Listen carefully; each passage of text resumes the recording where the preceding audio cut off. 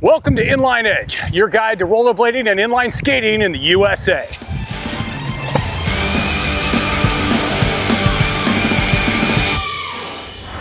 If you're watching this video, you're likely looking to buy your first pair of inline skates, or you're looking to get back into the lifestyle after taking a break for a couple of years. If so, then you're in the right place, because I'm going to equip you with the knowledge you need to know to confidently go out there and purchase your first pair of inline skates.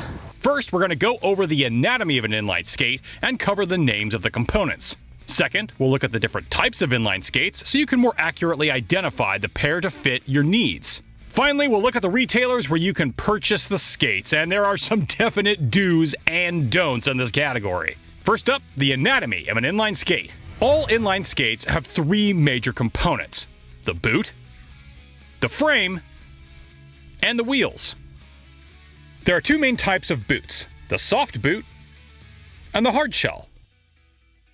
The soft boot is more comfortable and flexible, as it's designed to feel more like an athletic shoe. If this is your first time buying inline skates, I would personally recommend looking at soft boot, as they are designed to fit a variety of foot types and feel more comfortable right out of the box. The second type of boot is the hard shell or hard boot. This boot usually has a hard plastic exterior, with a softer boot that goes inside of the shell called a liner. Hard boots are great for giving you more control for intermediate and advanced skating moves. I shy away from recommending hard boots to brand new skaters because they aren't as flexible and are less likely to feel good on your feet when you first try them on. Hard boots usually require a breaking in period of 5 to 10 skating sessions before they loosen up. Also, the type of liner you have can make a big difference to ensure that your feet are comfortable and fit properly. As I don't want to send you on a hunt to find third-party liners, I recommend soft boots for new skaters. The next major component is the frame, which attaches securely to the boot with screws and houses the wheels through the axles. One of the differences you'll see in inline frames is the material that it's made of. Typically, the cheaper skates will have plastic frames, and the more expensive skates will be made of metal. While the metal frames are not vital, their rigid nature ensures that your wheels will fit perfectly into the frame. Cheap plastic or even some composite frames can bend, causing the potential for more friction for the wheels. Segue into the final component, which are the wheels, and there are a lot of nuances here. The first thing to note about the wheels is their size, which is measured in millimeters.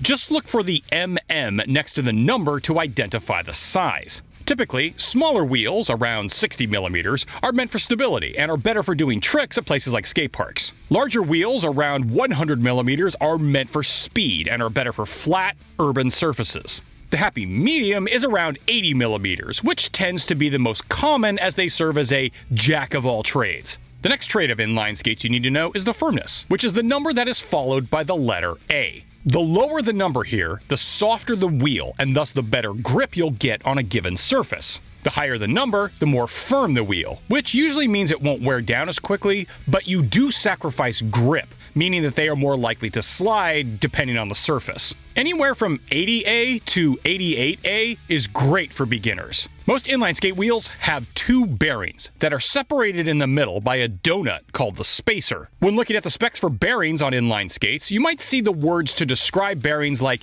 ABEC or ILQ followed by a number. Your basic skate will likely say it has ABEC 5 bearings, whereas more expensive skates are likely to have ABEC 7 or 9. While the explanation of these terms is a bit more technical than I'll get into here, basically, the higher the number, the better the quality of the bearing, and usually, the faster you'll go.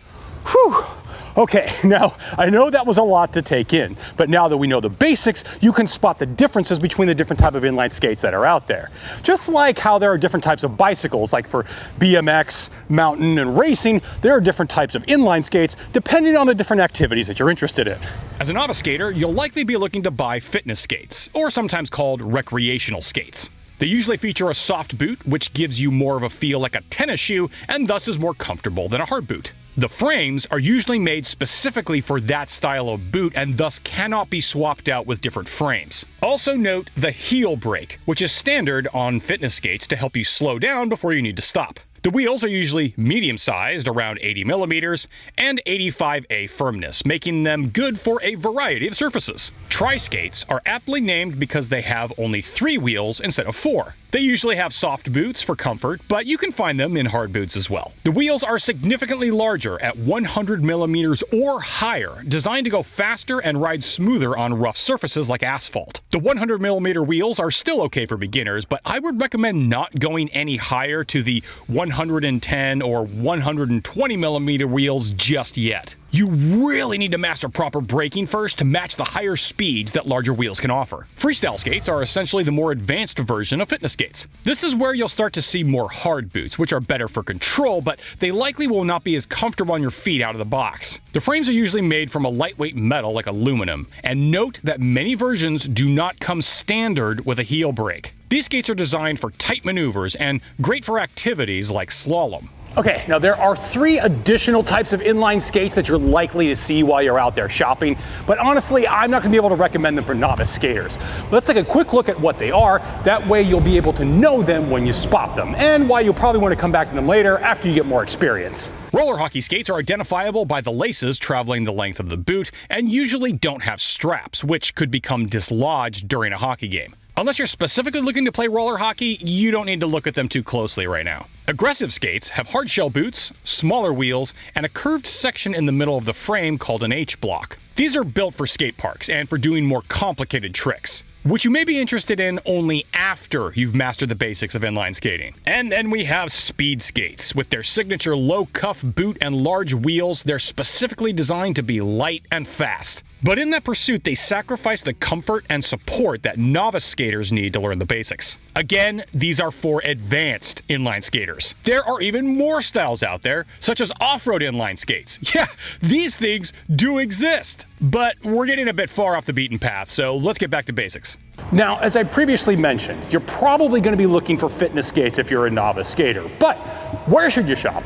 What brands should you be looking out for, and how much money should you be looking to spend? First, let's look at the list of places you don't want to go to in the United States, and that's the major retailers like Target and Walmart. Most of their skates are for kids and are of poor quality, usually made from flimsy plastic that are not supportive and can easily crack. The next place you'll likely want to look is a sporting goods store like Dick's Sporting Goods or Big 5. Their selection is noticeably better than the big retailers, and they'll have more adult sizes. It's a good place to try on some skates and see how they feel, but a lot of their selection is still kind of in the budget category and not up to the quality standards I would normally recommend. Honestly, the best place to buy a pair of inline skates is through an online store. And yes, I know you immediately thought of Amazon, but in my experience, they just don't have a great selection. Instead, I'd recommend visiting a store that specializes in selling inline skates. Some websites within the United States that are good places to start are inlineskates.com and inlinewarehouse.com. If you can't find what you want there are some great websites in Europe like skatepro.com and bladeville.com.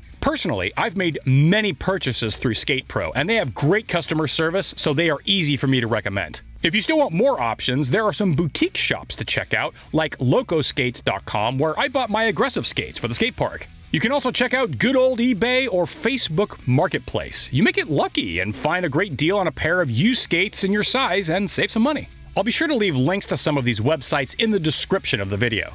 Okay, so now you know where you should be shopping for the skates. What brands should you be on the lookout for? When it comes to fitness skates, there are 2 big players in the United States, Rollerblade and K2. Each of these companies has their own website with info on their latest models, and they do sell some of their own products. There's also a European-based brand that makes some good fitness skates by the name of Powerslide. Rollerblade is probably the brand you recognize the most, and yes, they do make a great product. I even have a pair myself. But as I like to recommend soft boot fitness skates for most beginners, and yes, Rollerblade does make soft boots, I gotta cast my vote for K2. They actually created the first soft boot inline skate and have been iterating on that original design ever since. Soft boots are their specialty, and you just can't go wrong here. All right, so next big question. How much money should you be looking to spend on your first pair of inline skates? Now, I'll absolutely give you my opinion, but do keep in mind that every dollar you spend on a pair of skates means you're gonna get that much better a quality of product. My recommendation is that you spend no less than $100 retail on a brand new pair of skates. For example, the Rollerblades Zetrablade skates are $99 US, and I would consider these to be the absolute most basic skate you should consider purchasing. You might see some skates online that are like $80, $60, or even less, but trust me, they will be of poor quality and you're not going to be excited to strap them onto your feet. Now, let's say you're super excited to jump in and you're willing to spend a bit more money to get an even better quality skate. In that case, what's the highest amount a new skater should spend? Now again, this is my opinion, but I don't think that you need to spend more than $200 retail on your first pair of inline skates. Now, sure, you can spend $300, $400, $500 or more if you want to. But at those prices, inline skaters know exactly what they want and are usually buying a skate for a very specific purpose. For fitness skates, $200 ensures a great product at a good price that your feet will be happy with. So there you go. That should be all the information you need to buy your first pair of inline skates. Be sure to post your questions in the comments below, and I will try to respond to them as quickly as possible. Please hit that like button and be sure to subscribe because I'll have more videos about inline skating in the near future, including how to keep you motivated. Remember, the most important part of inline skating is to have fun.